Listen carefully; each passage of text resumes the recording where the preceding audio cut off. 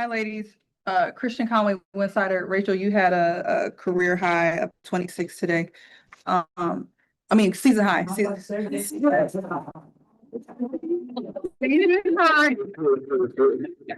Let me get that right. Season high. Did you go into this game just knowing that you were going to carry that type of load? And then just how does this loss feel compared to, the last loss? Because you guys were a lot more competitive in this game. Yeah, I think that now that we've been kind of down bodies, we've all just tried to step up more and be more aggressive. We're all looking for our shots. We're confident in ourselves, and we know if we have an open look, we're gonna let it go. So I definitely came into this game knowing I had to be aggressive, kind of being the only point guard out there. So yeah, and then compared to last game, it was a lot better. I thought our effort was a lot better. Communication was better. That first quarter was tough for us, and that was probably one of the main reasons we lost that game. But I'm really proud of our bounce back, and we talked a lot, and we figured it out going forward in the game. So we're not happy about the loss, but it's a better way to lose than we have these last couple of games. Brian and Alyssa. So Rachel, to kind of piggyback off that, the high ball actions that you guys are running today, what were you seeing in those motions? Because you just let them fly. Yeah, our posts were setting good screens. The second I feel them hit my person, I'm likely shooting it. Especially if that big doesn't step up in time, I'm going, and if they go under, I'm definitely shooting every time. So that's kind of what's going through my mindset. Our posts were just setting really good screens. They made adjustments. They started icing me and kind of sending 2 on, and I'm gonna have to watch film and kind of make the adjustment for if teams start to do that again, because I think they slowed me down a little bit more in the second half. Alyssa. It looked like you guys were in a zone coming in the second half. Can you guys just talk a little bit about that? It seemed to be effective. You got it, girl. We were in a zone most of the game. Yeah. So, It was the a start of the game, second half. Yeah, I mean, I think sometimes you gotta get a little bit creative on the defensive end when you're down bodies, especially just to be able to kind of protect from foul trouble and fatigue and whatnot. But it's something that we've been working on a little bit in our practices and in our shoot arounds, and just I think we do a good job of it, and we're pretty big and long at times when we're out there. And so if we get the right matchups on the opponents and the floor, what they have spaced out, we give ourselves an opportunity to kind of mix it up into our defenses a little bit more. So we're getting more comfortable in it. But I think, like Rachel mentioned, our communication was way better today, so it gave us an opportunity to have some success with that. Mike, for Yeah, your brother gets to come here and play at the United Center every couple times here each season, but it's historically and arguably more of a basketball facility. What is it like for you guys to be able to play in this atmosphere here? I mean, it's great. Anytime that you have the opportunity to play in these big arenas and not only play in them, but sell them out, and have that crowd and have that atmosphere and that energy. And I love the fact that we have these theme nights as well, because when you look around, there's all that pink, right, for Barbie night tonight. And so anytime we have the opportunity to have more people in the stands, and a lot of the times it's young women, young girls coming in with their parents who maybe this is their first ever game, they get to, people make a big deal of it. They travel to Chicago, they stay in the hotels, the kids have these great experiences coming to WNBA game. And hopefully that encourages them to pick up a basketball, to either try and make it to WNBA or just learn all the stuff that you can learn from playing a sport, right? And so it's exciting to be in this atmosphere. I thought the crowd was a good energy boost for us today. I know I felt them out there, so it's always appreciative. Carly Bell. For either of you guys, what confidence and growth have you seen out of Maddie Westholt here in these last couple games? It just seems like not only is her ability to be out there, help you guys stretch the floor, but it just looks like she's really starting to find her rhythm on both sides of the ball. And how impactful is that for you guys now that you're down even more bodies at this point? It's great. I mean, she works so hard. She's so coachable. We love playing with her. You can talk to her the entire game, get on her, and she's just really great about it. It's great having her on the floor to give that spacing. Like you said, she's different than our other bigs. She's able to shoot the 3 and kind of play more perimeter and even can bring it up a little bit. So it's been really helpful for us. And like you said, like we're down bodies right now, so it's kind of like next man up. And this is a great opportunity for rookies to get the minutes that they probably wouldn't get usually. So she's learning it on the fly, but she's doing a great job. Andy Zachary, then you. Rachel, as you guys get closer to later in the season now, how much of the messaging in the locker room and the huddle turns to not just looking at one game at a time, but trying to at least contend for playoff position, if at all, or is it still just kind of playing the game out there that's in front of you? Yeah, I'd say it's just game at a time. We're not even like talking playoffs. So of course, it's everybody's goal. You know that in the back of your mind, but with our team, we just got to focus on one possession at a time, one game at a time. That's really what our mindset needs to be, because that's where we're at. And we need to learn to win every possession and play extremely hard every single possession. That's our focus right now. For either one of you, considering the limited amount of players you have at this moment, and then playing against an opponent like Indiana that likes to push the tempo, how are you all able to really conserve your energy? You can't conserve energy. You don't have a choice in a WNBA game any night. And so for us, a lot of it, I think we use that zone a little bit to try and force them to play later in the shot clock. Obviously, this is a team that likes to get out in transition and play. I believe we actually won the fast break points. We did 15-11. So we also like to get out in transition and run.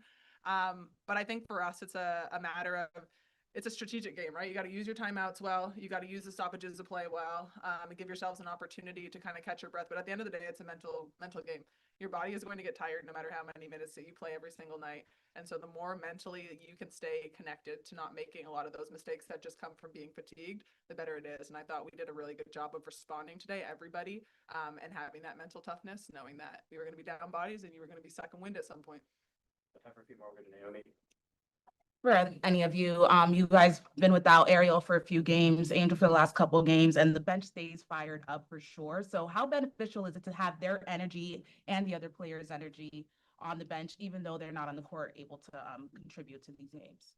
Yeah, it's huge. I think the big piece of it is you guys get to see them all fired up when we make shots and stuff, but when we come into those huddles, they're talking to us and they're giving us the little things that they can see from the game, which is a big piece of it as well, because oftentimes when you're out there and things are moving so quickly, it's hard to kind of make some of those reads. So it's great that they're out there, their energy, they're communicating, it's happening in practice, it's happening in shoot around as well. And we are hoping they're back soon. And we know that they're also working their tails off in their rehabs and making sure that they're putting their bodies in the best positions to come back. But we have a really high character team, and it's a very high character locker room. It is, I always say, it's a blessing to come to work every single day and enjoy the people that you get to be around. And that doesn't change regardless of the wins and losses here. And that is a major piece when you're building a culture with a brand new coaching staff and a team that's got a lot of new players. Katie, second row on your left. For either one of you guys had really good, you guys came back into the game in the third and fourth quarter, good runs in both of those. What was the spark behind either one of those runs? Was it something said at halftime or said on the bench? We knew what we needed to do. I think like it starts with our defense, and we strung together some stops. We started pushing in transition. Kia hit some big shots. Beck hit some big shots. I thought we shared the ball really well, and everyone was super aggressive. When everyone's scoring and being aggressive, it's hard to guard us. So I felt like we kind of were just like, screw it. There's no better way to say it. Sorry, I was gonna say something else. But like, I mean, like, we have nothing to lose. I mean, like, just play at this point, like, go out there, have fun, let it fly, and let it land how it's gonna. So I feel like that's kind of how we played in that second half with a little bit more confidence and swag.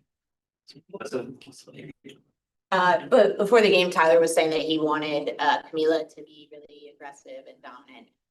It looked like in the first half she was that, and then I don't think she took a lot of shots in the second half. Do you think Fever shifted something that they were doing, or what was your guys' perspective on it? I thought they did.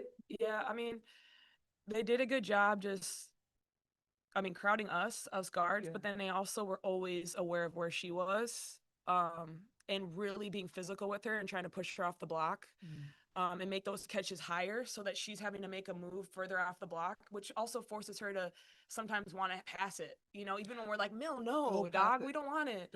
Like, we trust you to make a move down there. So I think like we just gotta continue to stay on her and obviously keep feeding her, but stay on her too. Like, don't give it back to us. Go at them. Like, yeah, they're pushing off the block, then rip them and go by. I think she can use her dribble a little bit more. We have so much confidence in her, and that's just gonna be part of her game that's gonna continue to grow, is just being that aggressor every single possession. You guys the turnovers are still a little high in this game. Sorry.